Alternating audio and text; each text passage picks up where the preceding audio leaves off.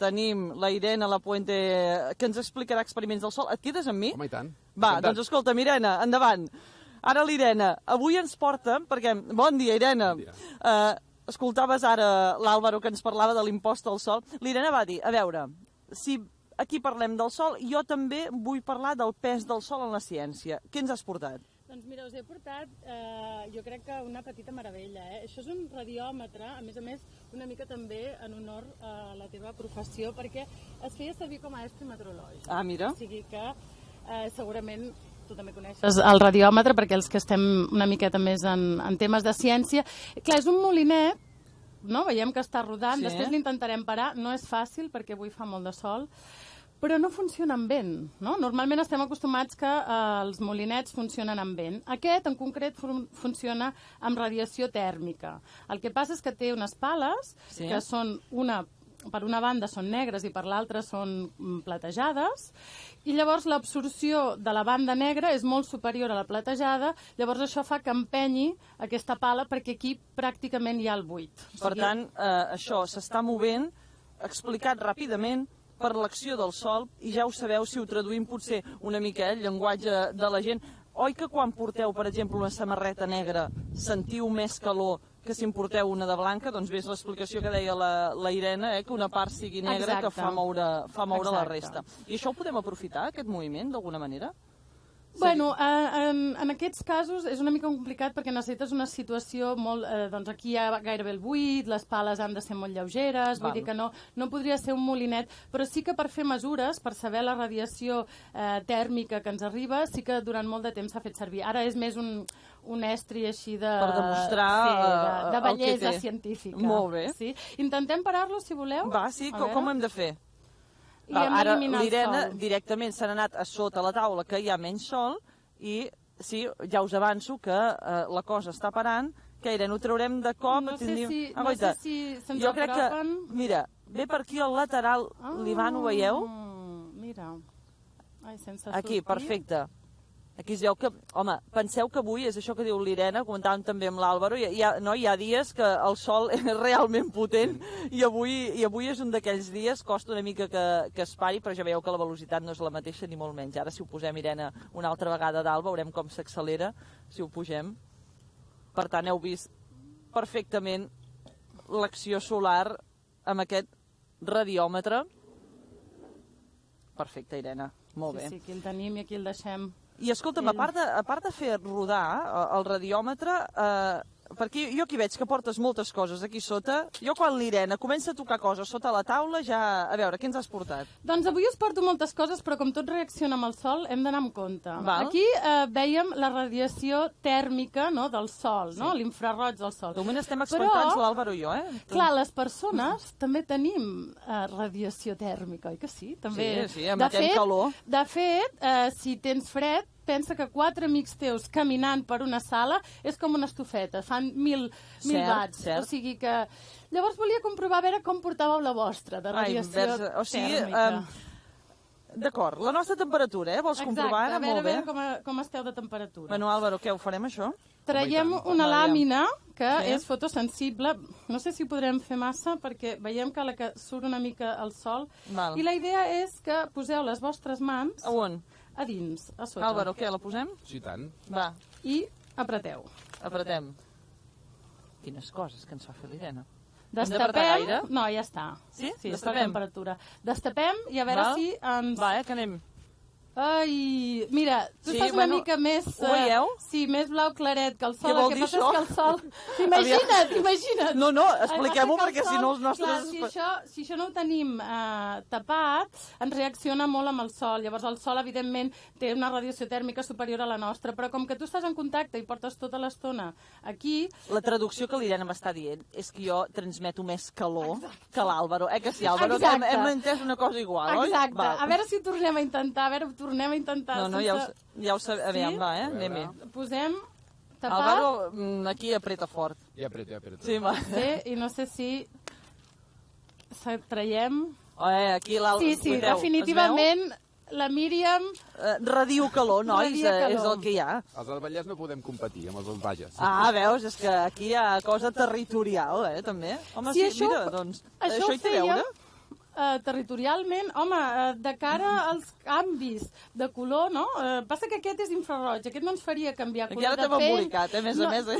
No ens canviaria color de pell i cabell, però tinc ultravioleta. Voleu ultravioleta? Sí, volem de tot el que ens portis, Irene. Doncs, a veure. Aquest també l'hem de preparar molt bé, perquè també ens reacciona amb la llum. Molt bé. Per tant, haurem de fer primer... Avui estem veient coses, també concepte abstracte on no els hi hagi, que reaccionen amb el sol, Per tant, jo preparo... La Irene ara obre un tàper, tira unes coses que sonen a boletes. Sí, les escampo. Ai, les llenço per tot arreu. Val, no veig res, bueno, us ho ensenyo, veig una boleta petita. I... Molt bé. Ho estem fent bé, la nostra gran aportació amb l'Àlvaro? Ho estem fent superbé. Ara us demanaria que tornéssiu a posar la mà tapant aquestes boletes que ens ensenyava la Míriam. Tapant? Sí. A veure, les trobem. Aquí no, estem fent manetes. Sí, totalment. Aquí, bueno, anava de temperatura, de calor, de primavera. No, sí, esclar, no. Tants anys per acabar així, Àlvaro. Hosti, tu tocant boletes a sota un drap. Fantàstic. Destapem el drap. I mireu que les boletes eren blanques, però molt, molt ràpidament s'estan tornant de molts colors, i si vosaltres sou prou opacs, en principi hauríeu d'estar evitant que la llum arribés. Per tant, no sé si podríem... Sí, però saps que si ara aixequem, jo no sé tu, Àlvaro, però jo crec que tindré les boles enganxades al palmell de la mà. Bueno, continuaran sent blanques, que era l'important. Val, doncs que... Mira, sí, Goita. Mireu quin colors més vius, podem veure Espera, Àlvaro, tu no moguis, tu no moguis. Ara faré una cosa, espera, que aixeco Àlvaro una mica, perquè l'Ivan, jo crec que veieu, tots els colors, fantàstic, perfecte. I ara què hem de fer, Irene? Ara hauríem d'aixecar la mà i hauríem de veure que les que estan sota les vostres mans són blanques. Va, 1, 2 i 3. Mireu, blanques, va molt ràpid, però estan més fluixetes. Bueno, eren blanques, Eren blanques. De fet, si les tornem a tapar i les tenim una estoneta tapades... Val, aquí no hem de posar mans, no? Aquí ja no heu de posar mans, se'ns tornarien blanques. Perquè... Per què reaccionen? Clar, és molt diferent el que ha passat amb una cosa que amb l'altra. Aquí el que tenim són unes boles que reaccionen amb l'ultravioleta. És el mateix que quan ens posem morenos. Sí? I en aquest cas el que canvia és l'estructura electrònica dels àtoms. Els àtoms tenen una estructura concreta, doncs reben més energia i aquests electrons, te'n recordes que dèiem que s'excitaven? Doncs pugen cap amunt, canvien aquesta estructura i fan color.